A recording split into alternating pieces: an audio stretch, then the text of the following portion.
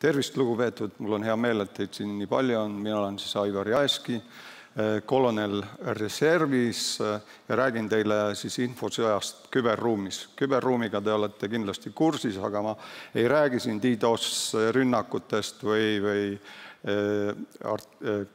tehisintellektist. Ma räägin selle pealkirja esimesest poolest infosõjast, millega ma olen tegelenud 8 aastat oma karjääris ja osa minu slaide on siis back-itud NATO strateegilise kommunikatsiooni kompetentsikeskuse erinevate uuringutega. Endise sõjaväelasena on mul hästi palju slaide, ma püüan nende antud ajaraamistesse ära mahtuda, siin on kava, millest ma hakkan rääkima ja ma alustan siis natuke kaugemalt sellest tõdemusest, et me elame infoajastul, osad küll väidavad, et me elame tarbimisajastul, aga informatsioon tuleb meile peale vasakult paremalt, teda jagatakse, aga see tihtilugu ei tähenda seda, et asjadest ka õieti aru saadakse, et tänu sellele tehnoloogia arengule oleme ise hakanud neid infomulle looma ja seal informatsiooni jagama ja vastu võtma ning tihtilugu, kui autoriteetne isik räägib teile lamedast maast, siis tihtilugu mõni lihtsameelsel hakkabki seda uskuma. Ehk siis see info- ja kommunikatsioonitehnoloogiate areng on info kättesaadavuse teinud juba igasugustele vanusegruppidele, juba alaealised võivad pornot vaadata, kui vanemad selleks piiranguid ette ei pane. Ja kui ma teenisin Afganistanis näiteks, siis afgaanid, kes ise ei osanud lugeda ega kirjutada, siis neil tihtilugu rippus nutitelefon kõhu peal, sest nutitelefoni kaudu nad tegelikult maksid üksteisele palka, tegid rahaülekandeid ja jagasid ka videosid palju ennem seda, kui see videote jagamine sai populaarseks siin samas Eestist, sest miks meil see nii hilja läks käima, on sellepärast need vanad ärimudelid pidid oma tulemi ikka pikemaajaliselt kätte saama. Aga Afganistanis, kus selliseid piiranguid ei olnud, odav Hiina tehnoloogia võeti kiirelt kasutusse ja info jõudis ka erinevatele sotsiaalgruppidele. Edasi info ühelt paljudele, see on siis vanasti informatsiooni ikkagi uudised korjati üles, need toimetati, õhtul siis näidati televisioonis või prinditi ajalehtedesse järgmisel päeval, siis ka see mudel on muutunud, et igaüks võib teha pildi, võib üles salvestada sensatsiooni, seda koheselt jagada oma gruppides, kes oma korda seda jagavad, ehk siis skeem ühelt paljudele on muutunud nüüd paljudelt paljudele. Ja see on kaasa toonud ka selle, et meedia finantseerimise majandusmudel on lõhutud, ehk siis meie meediamogulid on aru saanud, et klikkide pealt saab teenida ja see on kaasa toonud sellise kiiruse. Kiirus omakorda annab võimaluse ka kiiresti tuua igasuguseid valeinformatsiooni ja manipuleeritud informatsiooni massidesse hästi kiiresti. Ehk siis infoga manipuleerimine on kasvanud. Et mis asjad need manipuleerijad on? Kõige võimsamad mõjutajad, manipuleerijad on visuaalid, siin ma lihtsalt lähen ajaloost tagasi, toon näite 20. sajandi alguspoolest, need lapsed, siin on söekaevurid Ameerikas ja peale selle pildi ilmumist ajalehes, siis Ameerika ühiskonnas algas diskussioon lapstööjõu kasutamise kohta ning peale seda järgnes seaduse vastuvõtmine kongressis, mis keelustas lapstööjõu vastuvõtmine. Teine näide ajaloost Vietnami sõja, väidetavalt kuni selle pildi ilmumiseni USA ajakirjanduses oli see sõda rohkem sõduriemade ja koduperenaiste poolt jälgitav, aga peale seda pilti ka mehed tundsid vastumeelsust selle sõja vastu ja see viiski siis Ameerika vägede väljaviimiseni Vietnamist, et igal normaalsel mehel see pilt peaks tekitama hängistust, sa tahad kaitsta seda õnnetut last, seda õnnetut tüdrukut seal Need on need refleksid, mis meid mõjutavad. Ja seda on kasutatud ka tänapäeval, siin on Ukraina kriisi või Ukraina sõja ajal tehtud Twitteri postitused, kus on võetud filmist Prestikindlus, võetud stseenid ja neid on siis afišeeritud kui intsidente Donbassis. Siin on teine samasugune näide, on Tšetšeenia sõja pildid lihtsalt toodud Ukrainasse ja afišeeritud, et see on midagi, mis on Ukrainas juhtunud. Ehk siis sellist mõjutamistegevust toimub sotsiaalmeedias ja kui te arvate, et Eesti on sellest prii ja meile see ei mõju, me oleme piisavalt targad, siis ka Eestis on 2007 näiteks kasutatud idapoolse naabri gruppide mõjutamiseks selliseid vahendeid, et kes vene keelt ei oska, et siin ülemisel pildil on siis reisifirma, kes võib viia sind ükskõik kuhu, välja arvatud Eestisse ja alumisel on kirjas, et eestlastel ja koertel sissepääs baari on keelatud. Ehk siis need on vahendid, mida ka Eesti suunal on kasutatud. Tagasi Ukrainasse Krimmi koha peal kasutati sellist plakatit, siin ma tahan rääkida sellest, et idanaabri juures ei ole just väga palju selliseid suuri häid asju juhtunud, et üks suur saavutus mis on saavutatud, on võit teises maailmasõjas, teise maailmasõja võit saavutati natside üle, ehk siis kui sa tahad lihtsale inimesele seletada, et see on halb, siis tuleb ta sildistada natsi sildiga ja siin on siis üks näide, kus siis Ukraina valitsus on siis pandud natsi mundritesse ja seal taga on siis see peanats, tolleaegne USA president Obama. Et see peaks siis kindlasti selgeks tegema, et see on nüüd siis selline hästi paha asi. Ja tihtilugu selliseid kampaaniaid toetatakse ka erinevate organisatsioonidega, nagu siin on mittetulundusühing Mir bez natsisma. Ehk siis küberrünnakud ei toimu üksi, ma tahan öelda, et toimub rida teisi tegevusi, nagu me nägime 2007,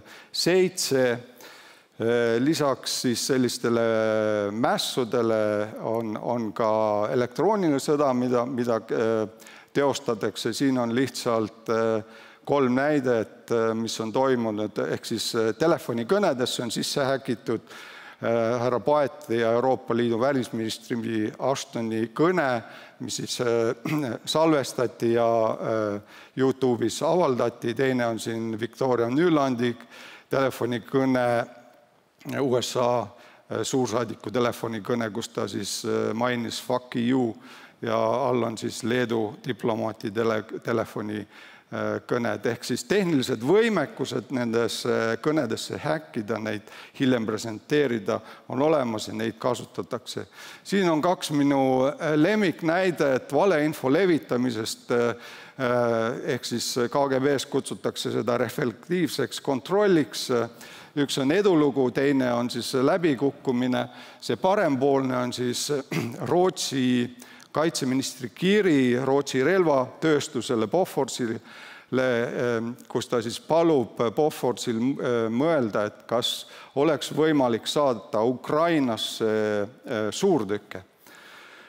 Ja kui see kiri siis läbi interneti jõudis Rootsi ajakirjanikele, loomulikult nad küsisid kaitseministrilt, et kas tõesti me kavatseme Ukrainasse suurtükke saata, siis reaktsioon oli sugugi mitte, Rootsi on neutraalne ja mingeid kahureid me sinna ei saada, millega tapeti ära Rootsi ühiskonnas diskussioon selle sõja kohta, mis toimus Ukrainas ja Rootsis sellist ühiskondlikku diskussiooni ei toimunud. Teine kiri, mis see punane on siis USA suursaadiku kiri Vene gei organisatsioonile ja see ilmus ajalehes Izvestia. Ja kui USA saatkond seda nägi, siis nad võtsid ja parandasid need kirjavead seal ära ja avaldasid oma sotsiaalmeedia kodulehekülje peal ning alla kirjutasid, et kallis izvestijad, järgmine kord, kui te valeinfot jagate internetis või ajalehes, siis palun tooge see kiri meile, me parandame kirjavead. Veel näiteid, kuidas seda valeinfot legaliseeritakse. Siin on üks NATO õppus Atlantic Resolve, mis toimus ja valeinfo oli see, et väidetavalt 6000 tanki viiakse nüüd Vene piiridele. Tegelikult viidi 3600 ühikut tehnikat paigutati ümber ja tanke nendest oli ainult mingisugune 100. Siis kogu see lugu sai alguse siit internetileheküljelt Doni News, mida siis 4. jaanuaril see lugu ilmus, kohalik uudis. Järgmisel päeval korjas selle üle üks hästi venesõbralik Kanada agentuur, kes siis seda oma korda püüdis levitada ja siis 4 päeva või 5 päeva hiljem RIA Novosti viitega selle Kanada uudisele siis tegi omakorda uudise sellest, mida siis hakati ka nii-öelda lääne meedia poolt üles korjama, nagu Läti uudisteagentuurid seda siis laiali saatsid, et huvitaval kombel jah, sedasi neid uudiseid ja valeinformatsioone efektiivselt jagatakse. Mitte ainult siis meie idanaaber ei tegele sellise valeinformatsiooni ja manipulatsioonidega, seda teevad ka terroristid, et kui me uurisime NATO-s ISISe kommunikatsiooni, siin on nende siis lähim eesmärk, mida nad soovivad saavutada,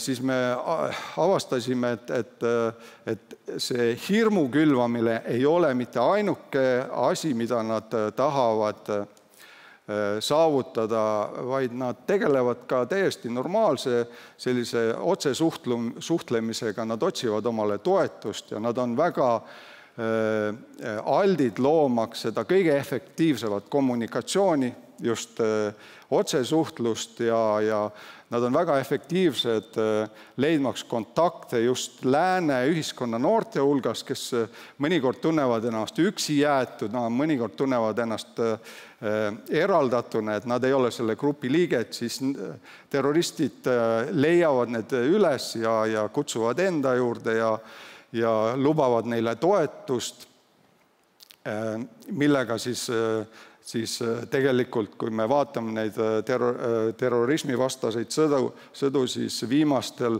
aastlastel on tuhandeid noori nii Prantsusmaalt kui Inglismaalt ühinenud just terroristlike gruppidega. Lisaks nad näitavad oma seltskonna ühtsust, et neil on oma raha, neil on omad seadused ja alles siis nad külvavad hirmu ja tegelevad ka siis sellise tavalise teavitustööga, näitavad, kui hea neil on seal elada. Aga oma käsuliini tarbeks on nad võtnud kasutusele Twitteri ja Twitter on siis lääne tehnoloogia, mida tegelikult kasutatakse meie endi vastu. Ja väga raske on neid command and control liine katkestada, sest need liinid on väga efektiivselt seotud teiste sotsiaalmeedia võrgustikega.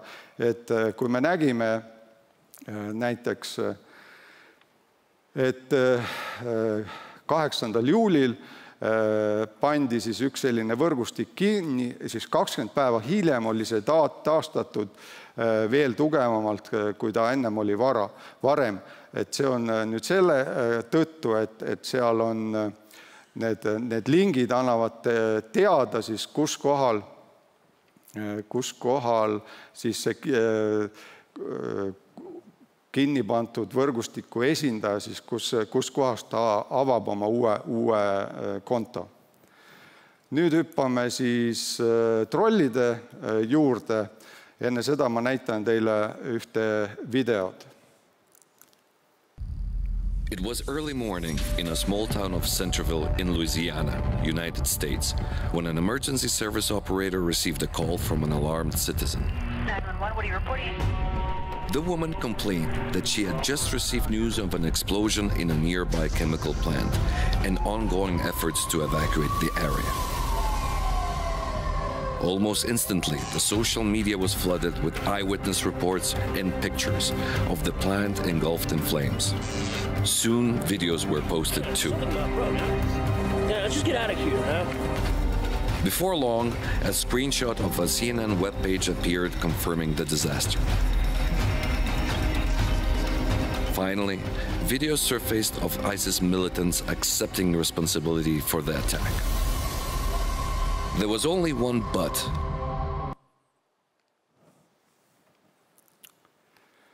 Ja see aga oli see, et mitte midagi sellist tegelikkuses aset ei leidnud. Mingit plahvatust keemiatehases aset ei leidnud, küll aga olid internetis olemas need videod, olid need leheküljed, kõik see oli olemas ja kui hakati uurima, kus see informatsioon tuleb, siis see info IP-aadressid viitasid erinevatele kohtadele Omskis, Tomskis, Novosibirskis ehk siis trollivabrikutest. Kõige kuulsam trollivabrik asus siis Sankt-Peterburgis, Šauskina 55, kus siis, mis alustas oma tööd 2014. Tänaseks ta on kinni pandud, kuna sellest on nii palju räägitud, aga me teame, et seal oli 80 töötajat ja nendel oli oma eelarve 1,25 miljonit, mis nad siis kulutasid. Ehk siis nendesse trollifarmidesse on investeeritud ja kui me vaatasime neid trolle, millega need trollid tegevad või missugused need on, me avastasime 5-6 erinevat kategooriat ja nüüd ma tutvustan neid erinevaid trolle. Kõigepealt on siis agressiivne troll, kes püüab oma kommentaaridega teisi vihastada, ähvardab, esitab vihakõnet. Seejärel on konspiratsioonitroll, kes arendab konspiratsiooniteooriad, viidates tihtilugu, et kõik on ju, mis maailmas on halvasti, see on ameeriklaste pärast. Siis on attachment troll või lisatroll, kelle kommentaarid on pikad, nad kommentaarid on lühikesed ja tihtilugu me avastasime, et koos selle attachmenti lingile vajutades võite saada ka pahavara oma arvutisse, aga kes pikkade kommentaaridega on, siis on Wikipedia troll, kes siis korjab infot erinevatest teabeallikatest, kopeerib seda ja raiskab teie aega. Ja kõige efektiivsem on siis bikiinitroll. Bikiinitroll on noor kaunis tütarlaps, kes esitab väga naiivseid küsimusi ja ta on väga efektiivne just keskealistele meestele, nagu enamus te siin olete, et keskealine mees tahab seda vaest tütarlast tuua õigele teele, ehk siis tänu sellel saadakse tähelepanu, saadakse klikid, luuakse kontaktid. Lisaks eraldi uurisime robottrolle, et oli üks uudis NATO vägede kohta Poolas ja Balti riikides, siis selle uudise kohta me avastasime, et 70% venekeelseid kontosid olid trollide omad ja nad tootsid 84% venekeelsetest kommentaaridest. Inglise keel on natuke komplitseeritum, seal oli 28% kontosid automatiseeritud, aga nad siiski tootsid 46% kommentaaridest. Ehk siis robottrollid on täiesti olemas ja nad tegutsevad väga efektiivselt. Mida siis need trollid kõigepealt siis, mis on nende huvialad? Poliitika on põhiteema, millest räägitakse, seejärel ajalugu, seejärel riigikaitse, siis sotsiaalküsimused, majandus ja kõige viimaks uudised. Meie naabrid Soomes, Skandinaavias arvavad, et nemad on puutumatud, et neil on head suhted Venemaaga, siis trollid tegutsevad ka nende territooriumil, et siin on üks näide Imantrast, Soomest, kus ühes paaris tapeti 3 naist ja koheselt trollid väitsid, et see oli keegi, need olid vene prouad, vene daamid, keda siis ründas parempoolne Soome sõjaväelane, siis õnneks Soome ajakirjandus Imantrad uudised suutsid kiiresti reageerida ja selle uudise valeinfoks tunnistada.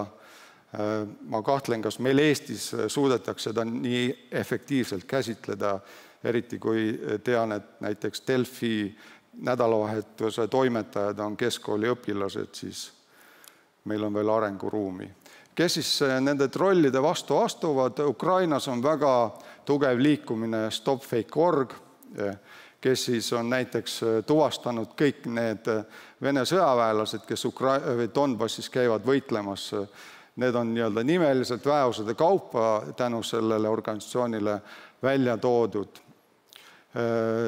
Leedus on kõva organisatsioon ELVS, ehk siis kes nad on, kes trollide vastu. ELVS tõlgitakse haldjad või sedasi. Et Leedus on tugev liikumine ja Eestis on siis Propastop. Kõige tugevam mittetulundusühing on Bellingcat, kes siis on ka näiteks Skripali mürgitamise juhtumit käsitlenud ning kõige kuulsam on muidugi Malaisia lennuki allavõtmine, kus siis Bellingcat tegelikult suutis tuvastada seda õhutõrje raketi kompleksi meeskonna nimeliselt ja tänu sellele siis ka Hollandi valitsus oli sunnitud astuma samme, et neid kurjategijaid rahvusvahelise kohtu ette tuua. Ehk siis kahjuks on väga tihti antud võitlus selliste riiklike süsteemidega lääne ühiskonnas selliste mittetulunduslike organisatsioonide kanda. Ja lõpetuseks siis, mida teha nende trollidega? 4 lihtsat juhist. Avasta, kontrolli, märgista ja ignoreeri. Avastamise koha pealt mõelge tagasi nendele trollidele, keda ma eelnevates slaididel teile tutvustasin. Kontrolli koha pealt esitage küsimusi, guugeldage, tihtilugu need samad kommentaarid on juba kuskil ilmunud.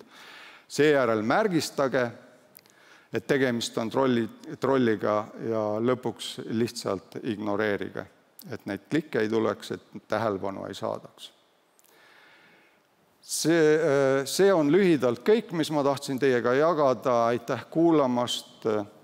Kui on teil küsimusi, olen hea meelega valmis vastama.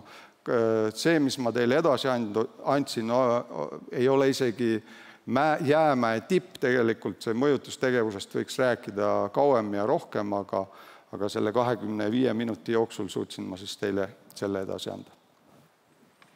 Aitäh!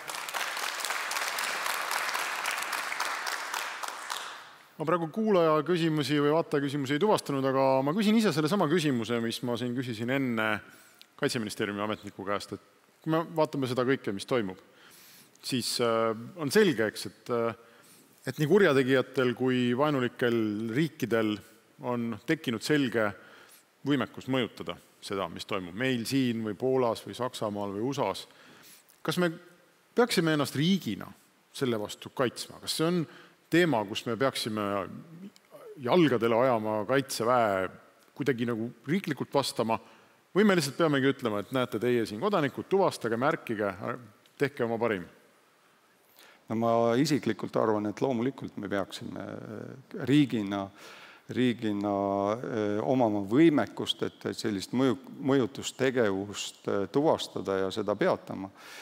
Ja seda tehes muidugi me ei tohi ka vastutust ära võtta kõikidelt kodanikelt, ehk siis tegelikult see küberharidus, küberhügieeniharidus, et see peaks olema selline elementaarne asi, mida antakse juba lasteaiast peale, et kui kodanik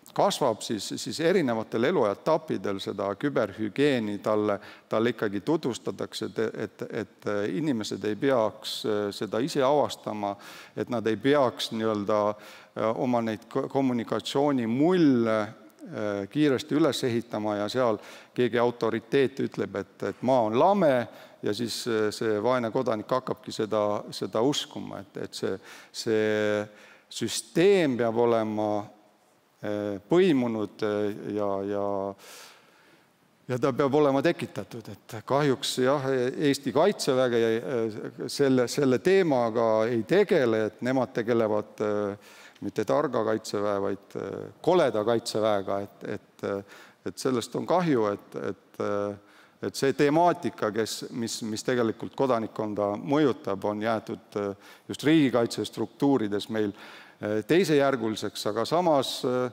NATO-s selle peale mõeldakse, meie liitlased mõtlevad ja ka Euroopa Liidus on loodud see EU Stratcom Task Force, kes väga efektiivselt just seda valeinfo levitamist takistab ja tuvastab. No üks lihtne tehnoloogiline lahendus, mis meid edasi aitaks, oleks see, et me teeme interneti kasutamise personaliseerituks, eks ole. Tuvastame väga täpselt, kes seal mida teeb. Samas see läheb vastuollu eriti Ameerika vaatega sellele, et mis on vabadus ja mis on privaatsus ja nemad mõtlevad seal hoopis teistmoodi valitsuse rollist, kui võib-olla meie oleme harjunud. Mis teie teeks? No see ongi see huvitav olukord, kus me oleme, et meie väärtushinnangud, mis on alguse saanud Prantsuse revolutsioonist, sõnavabadus, isikuvabadus, demokraatia, et need välistavad sellist diktatuuri, ehk siis kuidas garanteerida vabadused just sellises piiratud või komplitseeritud olukorras, siis minu jaoks ainsaks lahendiks ikkagi oleks see kodanikkonna harimine. Et tark ühiskond, tark kodanikkond on see, kes suudab ise otsustada, kus on õige, kus on vale, keda on haritud, et maa ei ole lame, et kõik need aspektid aitavad ka siis riiki ja jõustruktuure siis nendest probleemidest lihtsamini üle olla. Siis ei ole vaja neid piiranguid, räigeid piiranguid kehtestada. Aga see on selline pikk ja okkaline tee, eks? Seda ei saavuta üle öö. Ja selle harimisega tuleb alustada eile. Jah, väga hea. Me alustame. Aitäh!